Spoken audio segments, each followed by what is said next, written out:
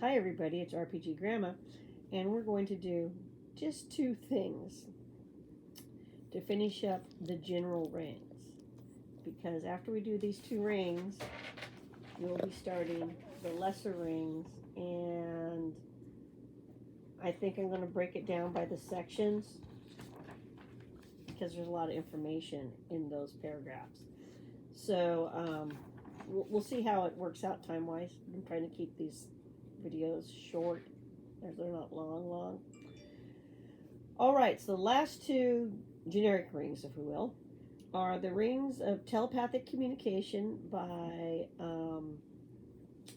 Doug? You say Doug. I'm going to get right. Yes, Doug Linder.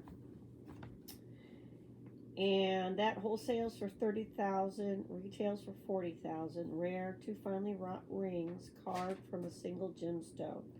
These rings are tuned to each other so that their wearers can hold telepathic conversations from any plane, any distance. If the wearers share no common language, they may still communicate simple ideas and feelings. If one ring is not being worn, the wearer of the other will receive a general idea of where the empty ring is, direction and distance, etc. Quote, put both rings on at once, went into a blissful trance, and died. Couldn't be resurrected or reincarnated either.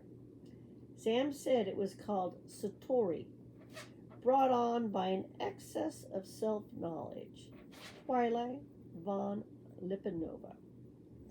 Rings of Translation by Ben. See below as type for price. Rare, baby trap. Plain silver band, all surfaces covered by microscopic symbols and runes. That means they can't see them unless they can home into that some way.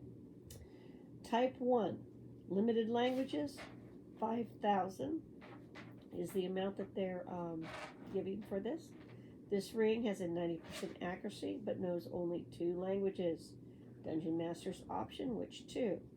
Dungeon Master's option may roll once for the whole manuscript being translated for each word or anything in between.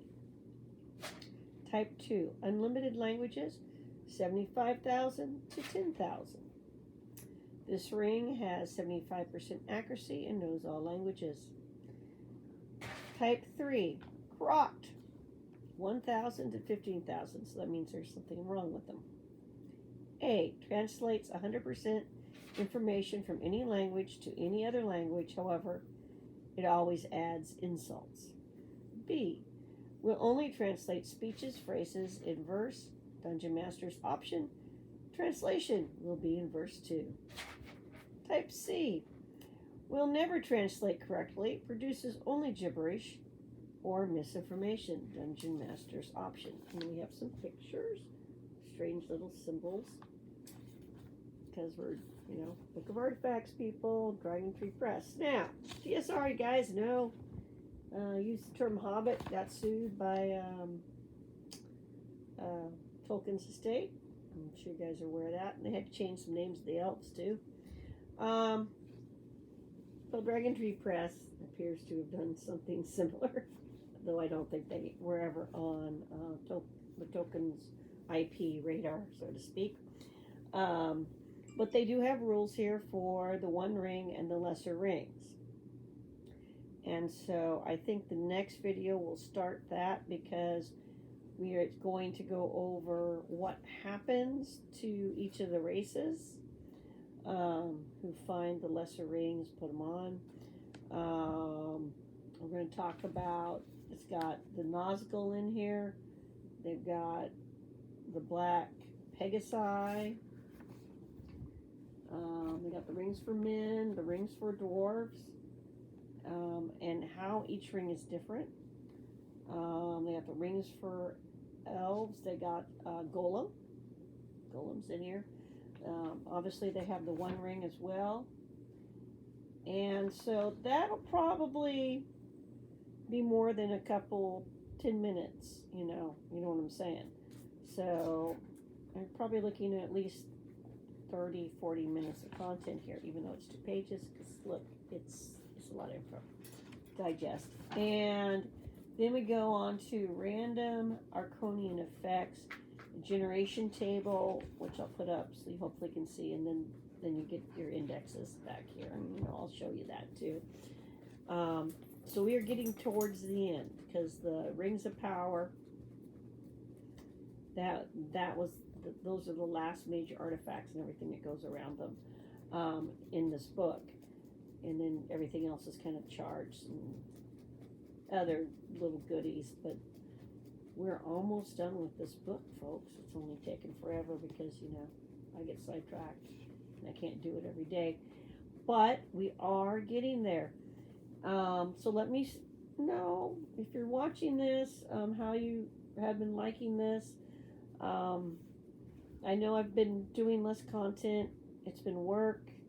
It's been things I need to do outside of work that is not role-playing gaming. And like even now, I'm at home. It's in the evening. I'm super busy at work. Making a video wasn't going to happen today earlier, and I'm waiting actually for people to come over so I can cook. We can do a barbecue. So they'll be here soon. So I wanted to get this in though. So everybody keep role playing. I'm sharing like this so you guys can see what's in a book like this, one of these old books, that it's never going to be reprinted. It's never going to be available on PDF, sort of situation from somebody. And if it's something you want to have, or if there's just one idea out of it, it's here on a video. Get your pencil and paper out, and jot down some notes, and adapt it for your game. Or hopefully it gives you an idea for one of your games. I'm trying to do honor to people who put in some good work, made some good content. Unfortunately, like I said, they didn't actually get paid. So for all of you who've had the Kickstarter moments of you didn't get what you wanted, or the one didn't even get made, or whatever, got made, no one got paid. So these kind of issues have gone on in the gaming community for a long time. They've just metamorphed and presented themselves differently based on the era. But there's some fun stuff in here, and so that's why I've been sharing it. So we're up to the One Rings, and I think you guys are going to like that. The One Ring and the Lesser Rings. So, and some things in there in lore-wise for trolls that I think you might find interesting. So everybody, have a great evening, great day, good weekend. Peace out. Keep rocking your rolls and rolling them dice. Just have a good time role-playing and spread the love. Bye.